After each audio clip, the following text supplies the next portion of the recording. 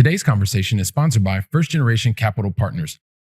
You're definitely a product of the 5 people you spend your time with, right? So who are those people? Are they inspiring you towards your goals and where you want to go? Or are they actually detracting you like crabs on a bucket? You're trying to reach higher and people keep pulling you back. No, that's too risky. Don't do that. You're listening to the Going Long podcast with Billy Keels, the #1 podcast for long-distance real asset investing. Welcome to the Going Long podcast. We're back once again to continue to help to educate you so you feel much more comfortable as well as confident investing beyond your backyard. And yes, I'm your host, Billy Keels, and I am super excited to welcome you back to today's conversation. This is going to be absolutely awesome. Get your pen, get your paper out, or get your iPad and pen out, whatever it is that you like to use. Be ready to take some copious notes because this one's going to be absolutely awesome. I also want to thank so many of you for continuing to post across social media. You're doing your screenshots, you're tagging us, you're starting to do that. Tag us even more. We love being able to see that. It doesn't matter what platform you're on. I know a lot of you are on LinkedIn and stuff like that, but tag us. We appreciate that. We also appreciate the honest written reviews as well as ratings. So thank you for doing those. If you haven't had a chance to do that, obviously you can do that. If you want to find every single episode we've ever done of the podcast, go to firstgencp.com/podcasts, and you can find every single episode. So once again, firstgencp.com/podcasts. And today, if you are interested in understanding how to build a holistic wealth strategy, you really need to listen to the guy who we're interviewing today.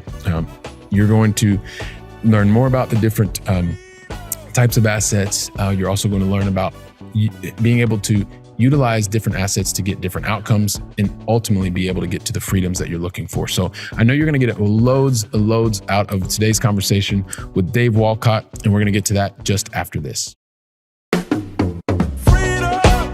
So if you want to understand how to infuse insights from the wealthiest 1% and how that can help to improve your long distance investing success, then guess what? Today's the conversation that you're going to want to stick around to until the very, very, very last second. You know why?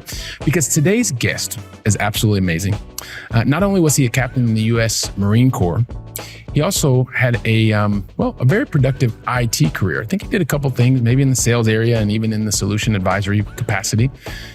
Then after that, he decided he wanted to go out and found his first company, and he did that. And by the way, along the way, he's also the author of a super popular book. It's the Holistic Wealth Strategy. It gives me great pleasure to welcome to today's conversation the CEO and trusted advisor of Pantheon Investments, Mr. Dave Wolcott. Dave, welcome to the show, man. Hey, Billy, grateful to be here. Oh, man, you have no idea how excited I am about the knowledge that you're getting ready to just drop on the entire Going Long family. It's going to be absolutely awesome. So, and Dave, so no pressure, by the way, no pressure. Here's the thing, man. You know that I'm going to ask you 5 questions. You're going to get 2 in the beginning. You're going to get 3 in the end. And then in the middle, you're probably going to get a whole lot more than 5 questions, especially with all of the expertise and value that you're adding to the universe. But I just don't know what those questions are yet. So you're going to have to bear with me. The Going Long family does it every week, and I'm sure that you're going to come out just on top. So I would like to get started, though. If you could help us understand, Dave, where is it that you call home in the U.S.? This is really a great question, Billy, because part of what we're talking about with holistic wealth and building your wealth, it's really all around freedom, right? So having freedom of purpose, having freedom of time, also having freedom of location, right? In addition to freedom of money. So this is such a great question, and I'm glad you asked it. We recently moved to Sarasota, Florida. We've just survived Hurricane Ian, so very grateful for that, and feeling for those, who haven't. But that was part of our vision to, create a place, where the lifestyle would really support, our goals and ambitions. And then we also have a place in Liguria in Italy as well. Fantastic. Well, so you've already kind of shared the knowledge. Like the first time when we very first spoke to one another. Well, actually, we didn't speak because when I got the message that you were in Italy for like the next 2 months or something, I was like, yes, Dave is really awesome. I really can't wait to speak to him. So, so awesome. Appreciate that. And yes, that geographic freedom is something that's absolutely key. So aside from that, and you just mentioned something, I would love for you to share. And question number 2 is really just helping us understand what is in the last 24 hours, like what is the most important thing or the thing that you're the most grateful for in the last 24 hours?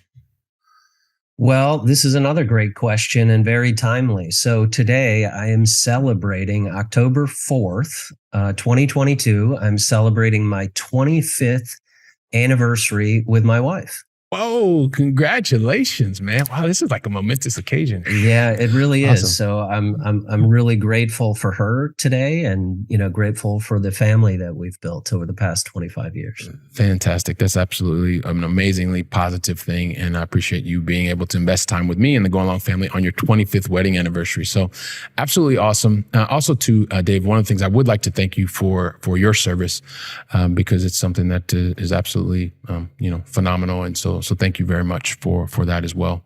Yeah. So here's the thing though, Dave, like one of the things that I would like to just kind of confess to you is that I have this I'm a recovering perfectionist. So sometimes I try to do things that are really over the top. Like it's not even possible to do them. For instance, try to tell your entire backstory in 2.5 seconds, right? That's just something that was never, ever going to happen. But I try, because I always try to keep the bar really, really high. So I'm going to ask you for your help because your backstory goes way beyond 2.5 seconds. So I would love for you to share your backstory in your own words with me and the Going Long family today. Take as much time as you want.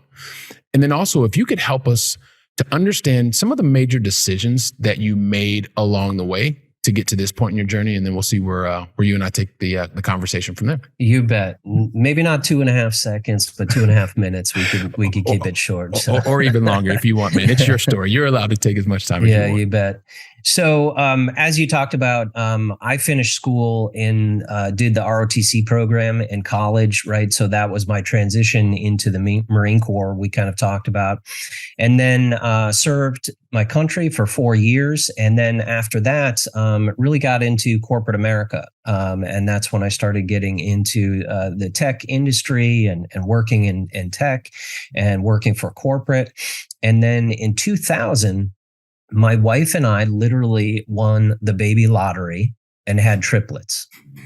So the first thing I did was I went and talked to my financial planner, right? And all they could tell me is really the same thing. And I cycled through probably 3 of them at the time. They said, look, wow, now you have 4 kids. It's at least $1 million to raise a kid. So now I just added, 4 more, right? Because we had another one.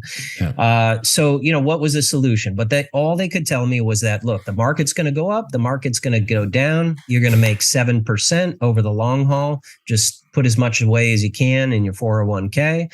And then you save up for this big nest egg.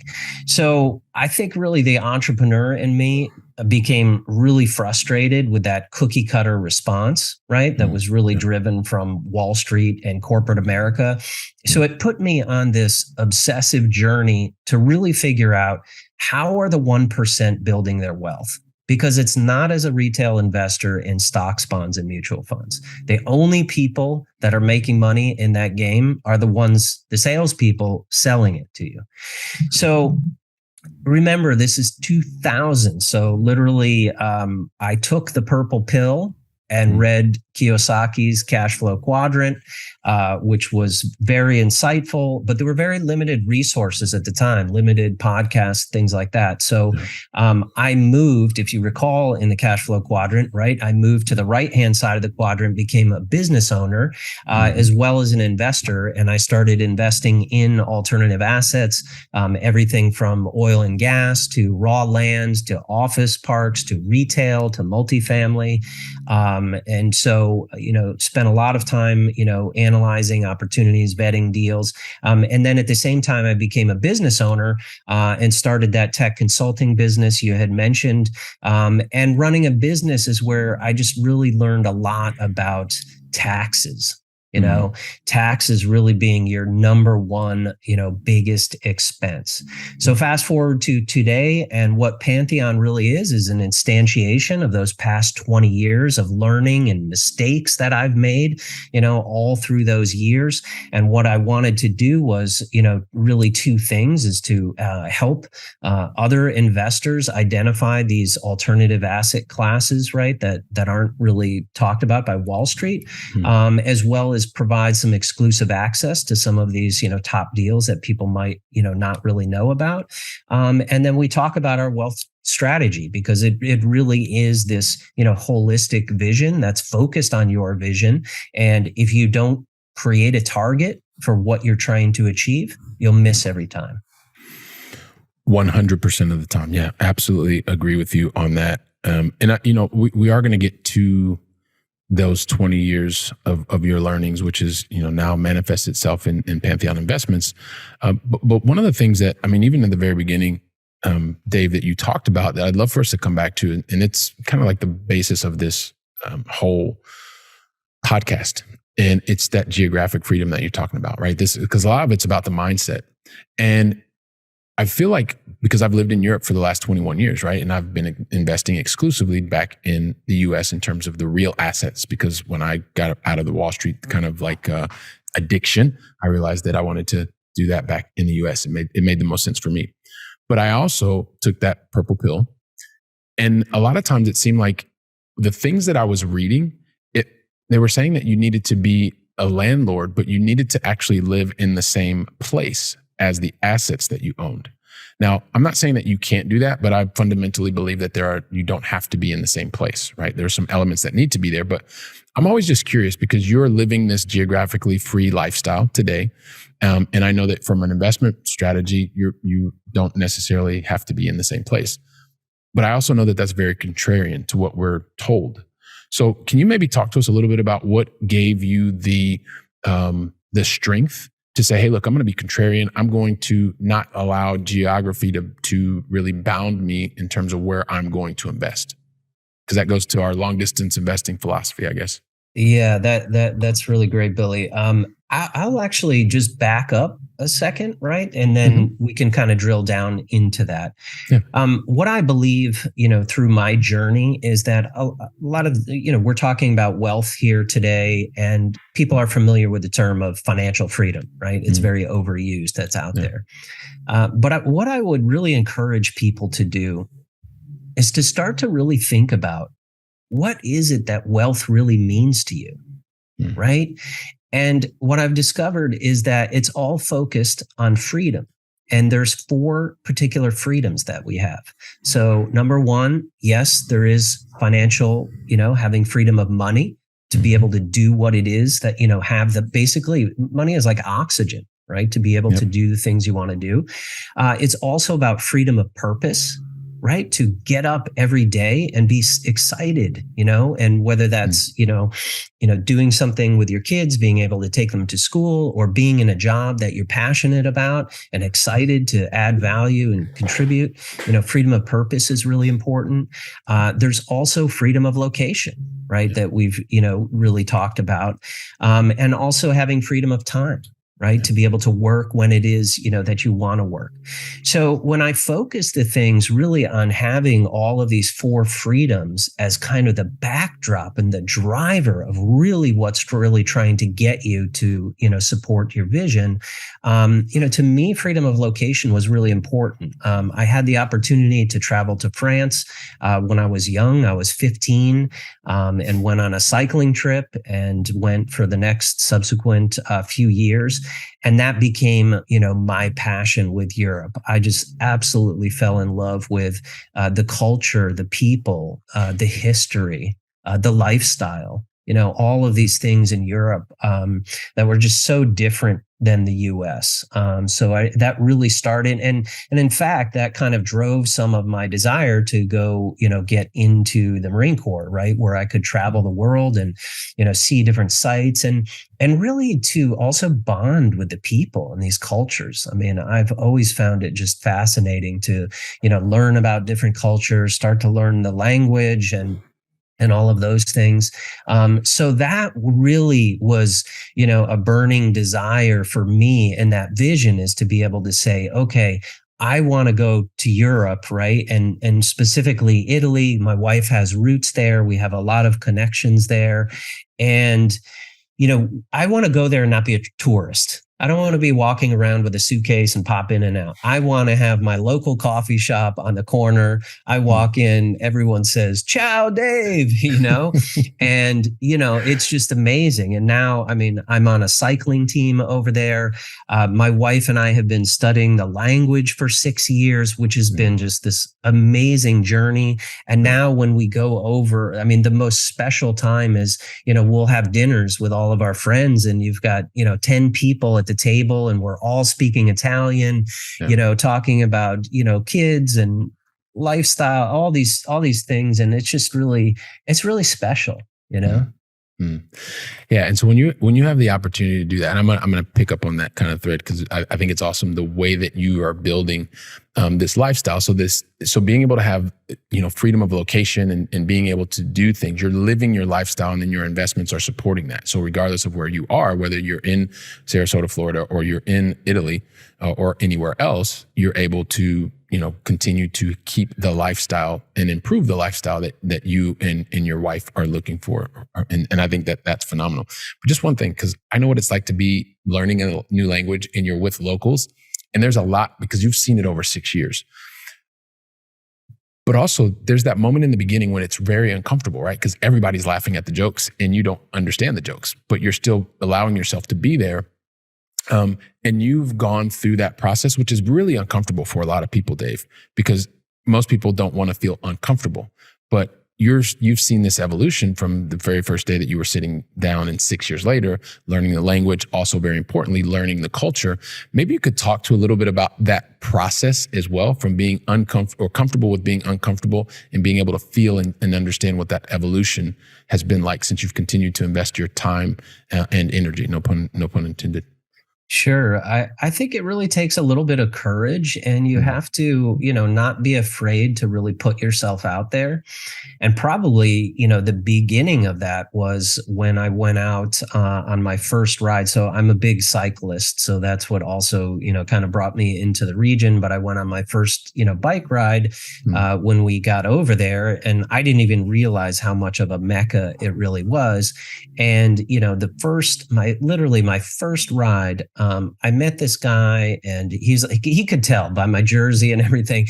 Oh, Americano, right? And so we start talking, and, I'm fumbling through words. He knew some English and everything, but, you just had to be, you have to be comfortable with being uncomfortable. You don't really understand everything that's going on, the expressions, the language, and things like that. And then that actually transitioned the next day into, he said, "You have to come ride with all my friends." So then I've got, the next day I've got 8 Italians that I'm riding with for the next 5 hours. And these guys, are really crazy. We'll ride for 5 hours. You'll be climbing up the mountains, and then you're trying to have a conversation in Italian. But I think, to your point, you have to be comfortable with being uncomfortable. You have to put yourself out there a little bit. But the reward is just so great if you can. If you can learn and you can understand. And then I also find that there's some amazing things, that there's a universal language, like cycling is a universal language. Family is a universal language. So these things that, you can bond with, with the locals about is really great. I love that, because when you are making the transition and you're bonding with locals, like you've just shared something that I've shared with people for a really long time. They're like, "What's the best way to learn a language?" And it's like, well, should I go and take this, a language exchange and all that stuff? And usually it is, what do you love doing anyway? So whether you love talking about family and you find people that talk about family, or you love cycling, or I wanted to learn salsa dancing, right? So when I moved to Paris in 2001, I wanted to learn salsa dancing. I was the only guy who didn't speak French, but guess what? Everybody was there, and we had a love of salsa, and I looked really, really uncomfortable, kind of stupid sometimes. But over the time that I was there, over a year, my salsa improved, my French language improved, and also my understanding of French culture really improved. So I love that you share that nugget with everyone. And so for those of you who are thinking about, you're looking for your overseas adventure, Dave just shared one of the ninja secrets with you, is how you can learn more about the language and culture really, really quickly. So Dave, I want to pivot a little bit, man, because a lot of the work that you've done, like just the theory that you were reading about that you put into practice, you talked about over 20 years, you were able to bring that together. And I mentioned at the very beginning that you have written a book, The Holistic Wealth Strategy. I know that this is a framework that you also are helping others, and a lot of that you've learned from the studying the wealthiest 1% as well as applying it. So maybe you could talk to us a little bit about the inspiration for the book. Also talk to us a little bit about the framework so we can get a better idea as to what it's all about. Yeah, absolutely. So, I mean, the genesis of it was interesting because as I had gone through this journey myself to transition away from Wall Street, was I was trying to explain this to other people, and so many people just didn't understand it. Right. So, and I was trying to kind of articulate it in a way. And then, I come from a consulting background, right? So trying to, create something, visual and create a framework and essentially make it a system and make it more tangible for people to kind of invest. That was really kind of the genesis of how I started it. And it all started with this framework which is kind of like really a blueprint of what I believe is to achieve wealth. And it all starts with, creating a vision, like we talked about, right? So creating that vision is super important because that's really your driver. And you need to be aligned with your spouse as well on, what that vision is, what do you see for yourself? And sadly, most people spend more time planning their vacation than they do with, their future. So it all starts with vision. And then we have 4 simple phases to it, Billy. And the first one really starts off with your mindset. Right? This is all about you. It's about your why. And you have to have a growth mindset to be able to learn new ideas. There's so many people I talk to, they say, well, deferring taxes is a great idea because that's what, that's what our wealth, planner is telling us to do. I get a tax deduction this year, but they fail to really break it down and look at it objectively and say that, okay, well, if you keep pushing those taxes out, you're going to be paying them later in life. And the only thing I'm probably certain of is taxes are likely going up. They also make a faulty assumption and they say that, well, you'll likely be in a lower tax bracket. I don't know about you, but I want to be wealthier even, in my later years than now, right? Yeah. So why would I be in a lower tax bracket? I should be technically in a higher tax bracket. Yeah. So you have to actually take limiting beliefs and dispel limiting beliefs.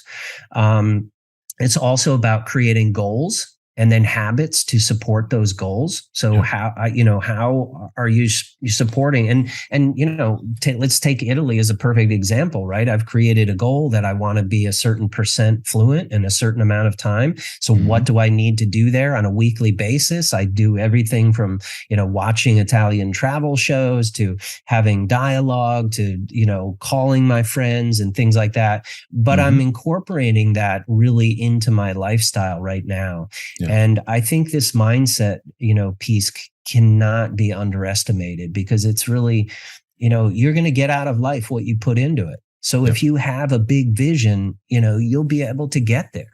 Right. Yeah. Okay. So then if you move into the second phase, it's all around education. Okay. So we talk about it as IQ, increasing your financial IQ, increasing your mindset IQ, and also increasing your health IQ. Because if you don't have your health, you don't have your wealth. Think about how much Steve Jobs would have paid to, be able to maintain his health where he was in life, right? So I believe that health is really very foundational to wealth, and it's something that you should focus on all the time. So what are you doing to do that, right? I work with an integrative medicine doctor, and we work regularly looking at blood panels, trying to optimize. And I actually have a goal to live to 116 and completely change the paradigm. So what am I doing on a weekly basis? And part of that is education, learning about, what's possible. Right. And getting outside of, again, the noise and the perception that, media outlets have or the people that you have. Right. You're definitely a product of the 5 people you spend your time with. right? So who are those people? Are they inspiring you towards your goals and where you want to go? Or are they actually detracting you? Right? Like crabs on a bucket. You're trying to reach higher and people keep pulling you back. No, that's too risky. Don't do that. And then the same with the, investing and financial IQ, right? It's all about educating yourself and look at the facts for yourself. Right? If you can look at the facts for yourself, you can get some more objectivity into it instead of, other people saying, hey, this doesn't make sense. So that's kind of the second phase. And we talk about building a team around you as well. So, and this is kind of this alternative team that might consist of an asset protection attorney. You might have someone who supports you with infinite banking strategy. Someone who's in the private equity space, right? Who can identify, good deals for you and things. Mm-hmm. So, creating that team is really important. And then we go into this phase around really creating your infrastructure. And creating your infrastructure is really key. This infinite banking strategy is really amazing. There's a lot of, notions out there, a lot of confusion, I think, in the marketplace, but we actually got our license for it because we believe in it so strongly. And it's a place, if you think about your wealth, you can actually, if you think about your wealth like on a wealth pyramid, at the foundational level, you can actually create something that's completely liquid, compounds tax-free. You have creditor protection against it, and you have this ability to actually borrow against it to go, put into deals, invest in different deals, or invest in, other, different things. It's your money, right? So you start to create this strategy of actually becoming your own bank, right? Which becomes very powerful versus the other way of just taking on credit, right? And kind of being a slave to lenders. And most family offices, ultra high net worth people, infinite banking is actually a complete core to their strategy. And tax strategy is also key. What is your biggest single expense in life? It's taxes. Yep. So what are you doing to try to mitigate your taxes? That's a key piece. And then in the last phase, we just move into asset repositioning. Because most people might say, okay, if they've come this far in the journey, they might say, well, I get this sounds good, but I don't have 50,000 sitting around to go invest in something. Well, the last time I checked, the most Americans, probably over 90% of at least Americans and likely Europeans as well, assets are sitting in government-sponsored qualified plans or in their primary residence. Well, the rate of return in your primary residence is 0.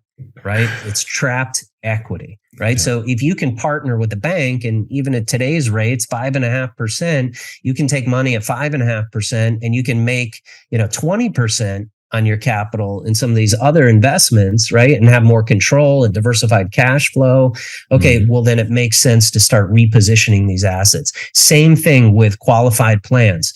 8 years ago, I took my IRA, I took my whole 401k money. I paid the 10% penalty. I paid the taxes, but I modeled it out in Excel. And I said, look, I'll break even in like 6 years. Yep. So, where's the harm in that, right? And I can get control back over my money. Turned out I actually made my money back in 3.5 years, and I offset all the taxes with my investments, and I've completely never looked back. So a lot of this is about taking control as well. Yeah. So I love the way that you've walked us through that, right? Everything from the vision creation, the education, team, infrastructure, and then asset repositioning. And especially on the asset repositioning part, I'd love to get your thoughts on this. How much of that, especially on the asset repositioning part, because I believe very similar to you that there's a lot of assets that will provide you liquidity or access to liquidity that will allow you to do other things, create the runway for you to have more of the time freedom or the purpose freedom, things that you were talking about before. But would you agree that you kind of need two key elements to do that? Number one, that you need to be able to carve out time to be educated and also to have that mindset that you were talking about, which is the open, growth type of mindset, because some of these concepts, and I was very traditional in the beginning too. Now, almost a decade later, most of this stuff sounds pretty familiar with me. But because I also just left the corporate world last year, like less than a year out, I started down this path before, and it's almost something that is, it's just kind of normal at this point in time. But maybe talk to that person that's listening to what you're saying, and they're going, well, hang on a second, Dave, it seems like too good to be true. Like, how do I get to that point? Yeah, good question, Billy. And I think, look, this is a lot to chew up, right? I mean, these 5 things, right? We're rattling them off here in about 7 minutes, but it took me years and years, right, to figure this out. And part of the reason I'm so passionate about this is because I want to help other people, right, accelerate their journey, because it doesn't need to take 20 years. You can do it a lot quicker. And that's why we really focus on those early phases, right? The mindset. It really is about, just creating that life that you want to live. And also, again, be objective with some of the things people have been telling us. They talk to us about diversity. Here's a great thing, right? They say it's too risky, right? I'm sure this is what your financial planner, hey, I've never heard about a multifamily syndication. And your financial planner is going to tell you, well, it's too risky. Well, of course he's going to tell you that, because it's not part of his agenda, and he cannot sell you a product that fits in there. Okay. So it's really important to, take it upon yourself to get a little bit smarter about, hey, how can this asset class, perform? Let's look at the macroeconomics, and you start to realize it's completely non-correlated to the stock market. And it's also part of Maslow's hierarchy, right? At the lowest level, people need shelter, right? It's one of the most basic things. So in terms of risk, it's very recession resistant. It provides cash flow. It provides tax benefits. And when we look at investments, we actually call it really a 3-dimensional, or like a trifecta. This is really our investment thesis, where we're looking at assets that are, they provide predictable passive income. They have tax efficiency to them, and they have some type of, lucrative upside, right, through forced appreciation kind of on the back end. So when you think about that and compare that to traditional stocks, what's everyone doing? $1,000 worth of stock is worth $1,000 worth of stock. And the only thing you're betting on is that the stock is going to do what? It's going to go up. But in reality, stocks can go sideways or they can go down. So why are they telling you to put your entire nest egg into stocks, bonds, and mutual funds, when in fact it's actually completely one of the riskiest, most speculative, asset classes, right, that are out there, and you have absolutely no control over it. Yeah, that's the biggest point that I tend to think about, is there's no control. And it's really contrarian to what makes most people, especially if you're in a corporate role, the things that make you, or at least I think about me, right? The things that made my corporate role successful is because I typically understood what I was doing on a day-to-day basis. I had a high level of control, and I was able to also help to generate the output, right? The result. But when you have no control, you're not able to generate the output, but you put 100%, or let's say 90+% of your livelihood in this kind of thing. It just seems very, it just goes against everything that makes most people that are, especially in corporate life, makes them successful. And we do it anyway. Think about this, Billy, right? Think about the bigger picture here. So corporations and the government, right? Think about their side of the equation. If you put your money in a 401k, right? The company has more of their golden, handcuffs on you, right? Yeah. Well, I've got to be vested. Yeah. Or this phantom, they say, well, we're giving you a 3% match, right. So this is free money, right? So you think, wow, this is kind of the greatest thing. And then the government is on the other side saying, this is fantastic. I mean, think about it. If you were a business that we have literally all of this revenue building up. We know when people turn 59 and a half, and we're going to tell them how much they can take out each year. Yeah. Right. And they're going to have to pay taxes on that. So we're going to know, right? It's coming out at ordinary income tax. So we completely know what our revenue stream is. I mean, the thing is completely, set up for them to win. Well, you know what, David, it was reminding me, because we're two ex-IT guys. It sounds almost like recurring streams of revenue that are predictable, like software sales. Like I said, they're on the right. They're on the right equation of that. Yeah. But you need to have some courage and think outside of the box, right? Yeah, definitely. Now, listen, before we get into the going long final three, there's one thing, because you mentioned like tax benefits, and I know that you're a big fan of being able to create predictable income, the tax side of things, and also just from an alternative assets perspective. We talked about some of the things that you are doing from life insurance policies, IBC, our internal infinite banking concept. We've talked about some of the hard assets in terms of residential, but also too, you had talked about tax benefits in the oil and gas space or energy space. Maybe you could talk to us a little bit about that before we get into the going long final three, kind of what took you in that direction as well. You bet, Billy. So again, it really goes back to our investment thesis, right? Of having, predictable income, tax efficiency, and some type of, upside on the back end. And so typically oil and gas didn't really fall into that because people are investing into the revenue stream. But now, right, if you first of all, you look at the macro dynamics and the market, I mean, there's just been no investment in oil and gas in the past 6-7 years because it's all going towards green, right? Mm-hmm. That's where the investment is really moving. Mm-hmm. But the reality is that the demand for petroleum-based products on a global basis is just going up. And then coming into this Maslow's hierarchy again, energy is at the core. I mean, we just went through the hurricane here and people without power for a week. I mean, it crippled everyone, right? Mm-hmm. You need energy to do just about anything it is you want to do. So I think there's a huge supply demand imbalance. And then from a tax side, we were really excited to be able to bring this offering to our investors where you can actually get, your investment is 100% deductible. And, typically we see maybe 80-85% of that in year one. It's offset of your active income. So W-2 income, you're a high income W-2 earner, you can literally offset all of your income.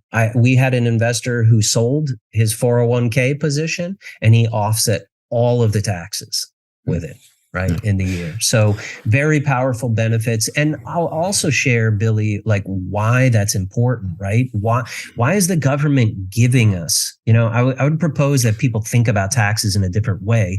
It's because that it's a natural resource that we're using for our competitive differentiation, right? As a country, it's for our national defense. And in fact, you've got a lot of European listeners. So, I mean, what a bind to be in right now with Russia controlling, really the pricing on gases. And I know in Germany and some other countries, it's going to be really tough this year, right? Because they have a stranglehold over the energy.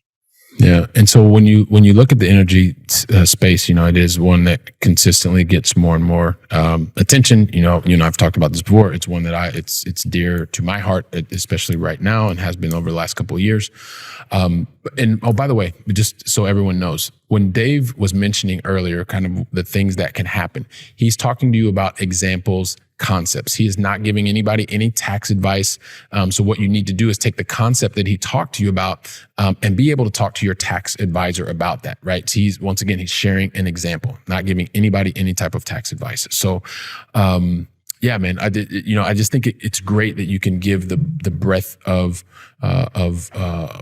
asset base that you're looking at in terms of creating this holistic wealth strategy and being able to support the freedoms that you talk about, because ultimately these financial gains are there to be able to sustain and help us to evolve the things that we're looking for, the freedoms that we're looking for. So, listen, Dave, we kind of have to, not before, but because now we kind of have to get into the going long final three. It's one of those things. But in today, since you're our special guest, you're my special guest.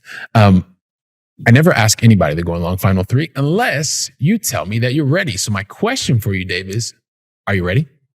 You bet. Fire away. I mean, was there any doubt?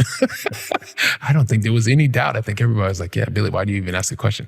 So listen, so here's the thing. And I'm really excited about being able to ask this question because this is a guy who lives in different places around the globe. So this is awesome. So we started with where you are in your new location over in Florida, in Sarasota, Florida. I'd like to bring it back to this side of the pond that you know very well. You talked about it earlier because this is now my adopted home side of the pond. So help us understand, Dave, what is your favorite European city that you've either visited, and you visited a lot of them, or is still on your bucket list to visit? So I'll just give this as a backdrop. I haven't traveled quite as much as you, but I have been to over 50 countries and over 6 continents. Nice. So my favorite European city is the city that we live in Italy. It's in Liguria, Italy. The town is called Alassio in the northwest, just about an hour north of Nice, France. All right, fantastic. So Alassio, we'll add that.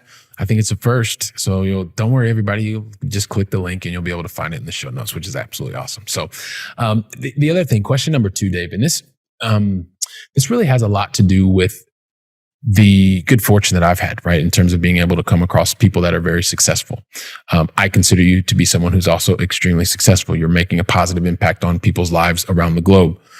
And one of the things, hopefully you will agree with me in this, that when I watch successful people, one of the things that makes them very successful is because typically when someone who's successful, when they have a plan, they go out and they, unlike others, when they go out and they execute the plan, they get things right the very first time, which allows them to go even Dave, that was kind of a joke. Of course they don't get it. Dave's like super cool. He's very cool, calm, and collected, everybody. Check him out on the video. Plus, he's got his nice Pantheon investments over his nice left shoulder. Dave, it's a joke. I like to have fun here, man, as well. And of course, people that are super successful, they don't get things right every single time the first time. The reality is, like, they, unlike most, probably get things wrong probably 20 to 50 times more than everybody else, right? Because they're out trying new stuff. So that was kind of a joke. But the reality is, this is not a joke. Every single time those that are successful, whenever they have a relevant mistake or learning opportunity, or call it whatever you want, Dave, things don't happen the way that they thought. Every time it's a relevant mistake, every single time they stop, they learn from that mistake. And then they go out and they put different strategies, tactics, and actions in place that minimize the probability of that exact same thing happening again. So I don't necessarily want you to think about the mistake that happened or occurred or whatever. I really want you to share with us, what is the one lesson that you took away from that learning experience that you know that the Going Long family needs to hear today? So this is really easy, Billy, right? It was that I was following conventional wisdom and I was following the Wall Street prescription, right? When I got out of college, and I didn't invest in my financial IQ, right? Sure, I was, investing in some stocks and bonds, and I had a, financial planner. But look, I was just following them thinking these guys are the experts. And so that was a huge mistake. And again, that's what gives me so much purpose and drive, is to try to help educate people and learn that there's another path that's out there. And I watch my kids. So my daughter is 23 years old. She's 2 years out of college right now. She graduated, and then she set herself up with an infinite banking policy. She was funding through high school. She borrowed against the policy for a down payment on her first house, which they bought the first house. They renovated it for about a year, her and her boyfriend. And now it's a rental. So they've got rental income coming out of the thing, a great asset. They've built up about $100K in equity. And then they use some of that equity to go buy the next house, which they just moved into. So it is unbelievable, Billy, to be able to see this and to be able to see that it can be put into action, even with people who are younger. But it's not unless, you get that mindset piece right. So, that was my mistake in following, conventional wisdom.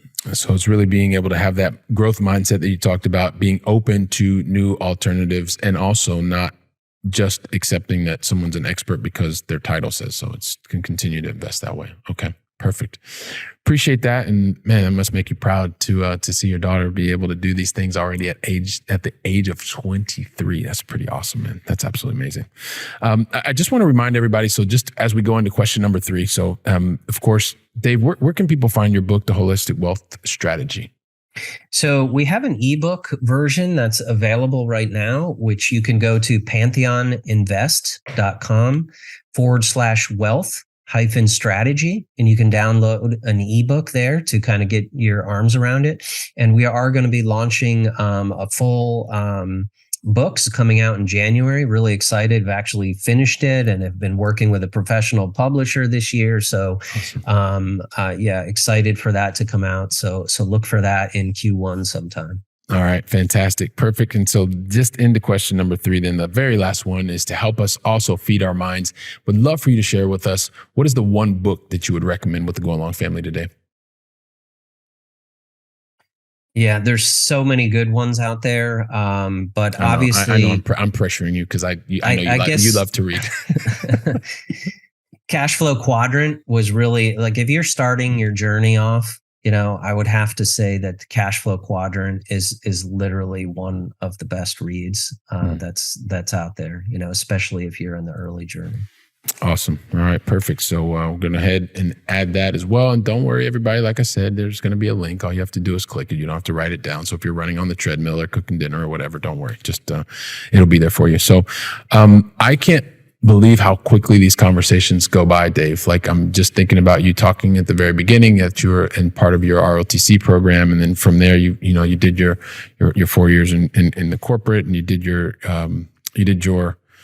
tech time. And then you got this wonderful gift in 2000, the Gifted with Triplets, man. That was awesome. Just absolutely amazing, man. Family, 4 children, and being able to go there. You took your purple pill and you saw the cash flow quadrant, and then you realized that it was about being able to move from the left side of the quadrant to the right side of the quadrant. And so you took that theory, and then also over the span of 20 years, really took a lot of focus in learning about the wealthiest 1%, being able to take that theoretical knowledge, apply it to your own life and gain real world experience. And as you've done that, you've continued to realize that it's not just about being part of the Wall Street plan. It's about really being able to create your own plan, being able to have your framework, follow the framework, the one that you talked to us about as you looked at the holistic wealth strategy framework, where you took us through. And if you want to actually listen to everybody again, you can take a listen to it because there's loads and loads of information. And, as you're going out and you're continuing to make impact on lives, everybody is listening, Dave, and they're like, yeah, Billy, just ask him the question, man. Stop talking about all this stuff. So I'm sure that everybody in the Going Along family wants to understand, Dave, what is the best way to contact you or contact you and your team so we can find out more about what you're doing at Pantheon Investments? Yeah, again, I'll just point you to that link, pantheoninvest.com/wealth-strategy, where you can get a free copy of that book, and then you'll get on our newsletter. We have like a newsletter that comes out.